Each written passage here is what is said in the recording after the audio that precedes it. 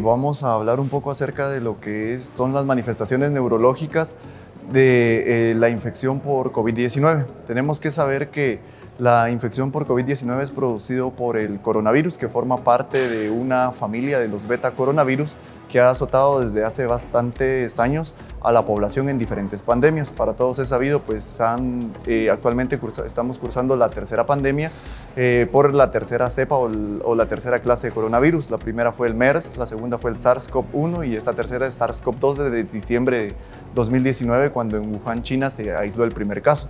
Tenemos que saber que este es uno de los más grandes desafíos que ha enfrentado la humanidad, debido a que sobre la marcha se ha tenido que acoplar hacia esta enfermedad y los conocimientos se han ido adquiriendo conforme pasa la misma.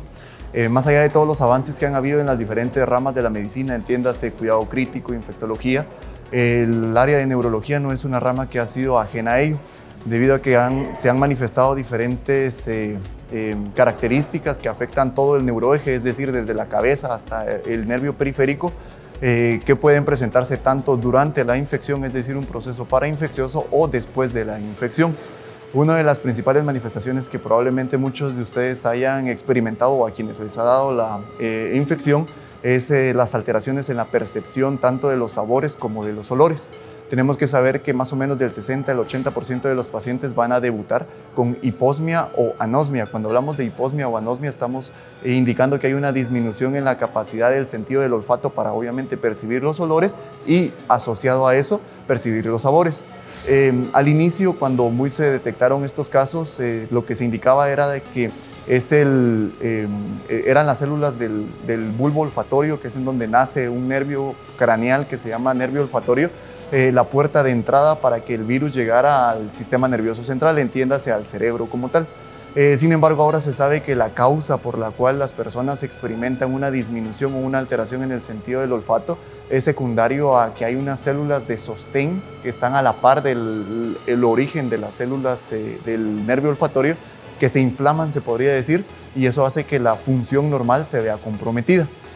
Asociado a eso ha habido una disminución o una alteración en la percepción de los gustos. Como bien dicen, uno percibe los sabores con los olores, entonces ambas van de la mano. En gran mayoría de los pacientes, entiéndase hasta el 75%, el sentido del olfato y del gusto se recupera en un periodo de 1 a 2 meses. Sin embargo, aún hay reportes de casos en los cuales los pacientes pasan 4, 5 o incluso 6 meses con las alteraciones en la percepción del olfato y del gusto. Sin embargo, tienen que saber de que esta, si bien es una manifestación común e incluso en algunos pacientes la única manifestación de infección por COVID, la misma se supone tiene que ir resolviendo conforme pasa el tiempo. Sin embargo, no es únicamente esta la manifestación, si bien esta es la más importante, existen otras que afectan todo lo que es el neuroeje. Pues debemos de reconocer que el COVID persistente o crónico pues es real y existe, y que básicamente hay síntomas que van a extenderse más allá de 6 semanas. Eso, pues hasta hoy por hoy no hay todavía evidencia de estudios de cuánto tiempo o hasta cuánto esto finaliza.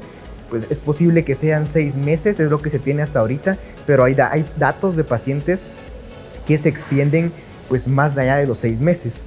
Esto pues nos va a generar también, si hablamos de cerebro, nos va a generar algo que le llamamos niebla mental o fatiga mental, y muchas veces está asociado a un síndrome de fatiga crónica generalizado. Esto debido a que principalmente la percepción de cansancio, el cómo nosotros sentimos el día a día, se vuelve más pesado o más cansado debido a un desgaste que existe por la inflamación crónica a la que nuestro cerebro se expuso por el virus. Todo esto definitivamente va a crear cambios en nuestros estilos de vida, va a crear cambio en el rendimiento laboral, en el rendimiento académico e inclusive en nuestra vida interpersonal junto con nuestra familia.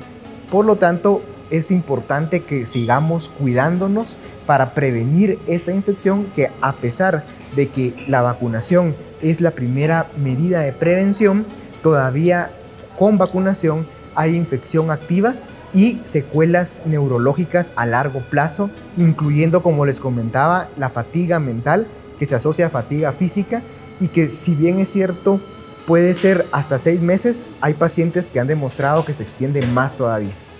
Entre otras secuelas comunes que se dan en el transcurso de la infección está el dolor de cabeza, está la fiebre y, ya pasando a hablar de algunas secuelas que se pueden dar después, está la encefalitis. ¿Qué es la encefalitis? Podemos definirla como aquella alteración global del cerebro que va a ser transitoria y esto se va a manifestar como una alteración del estado de la conciencia. Puede presentar otras manifestaciones como fiebre, alteraciones de la conducta, problemas neuropsiquiátricos en el curso de la enfermedad. Esto es más común en aquellos pacientes adultos mayores y que van a tener otras comorbilidades como por ejemplo diabetes o hipertensión. Otra de las secuelas del COVID que es menos frecuente pero no menos importante es la mielitis. Vamos a definir a la mielitis como aquella inflamación de alguna parte o de algún segmento de nuestra médula espinal. ¿Qué problemas nos puede dar esto? Una mielitis nos puede dar pérdida de la fuerza muscular, nos puede dar alteraciones en la sensibilidad, ya sea en brazos, en piernas o en las 4 extremidades, y en muchas ocasiones también puede haber alteración de nuestra vejiga, lo que va a producir problemas a la hora de ir a orinar. Algunos pacientes también pueden tener problemas para defecar, producto de la misma inflamación de la médula espinal. Y la tercera complicación es la miositis. La miositis es aquella inflamación de los músculos. Puede ser generalizada, abarcando varios grupos de músculos, y los pacientes pueden presentar debilidad muscular, fatiga y dolor. El COVID no es un juego, es una enfermedad que puede dar manifestaciones de todos nuestros sistemas y es responsabilidad de todos nosotros combatirla. Entonces, actualmente en el Instituto Guatemalteco pues estamos 24 horas al día, los 7 días a la semana dispuestos a atenderlos, y si tienen alguna manifestación de los problemas anteriormente mencionados, no duden en consultar a los servicios de salud. Recordemos que la lucha contra el COVID es responsabilidad de todos y aún no ha terminado. Necesitamos que nos ayudes a cuidarte. ¿Cómo podemos luchar todos contra el COVID? No debemos bajar la guardia.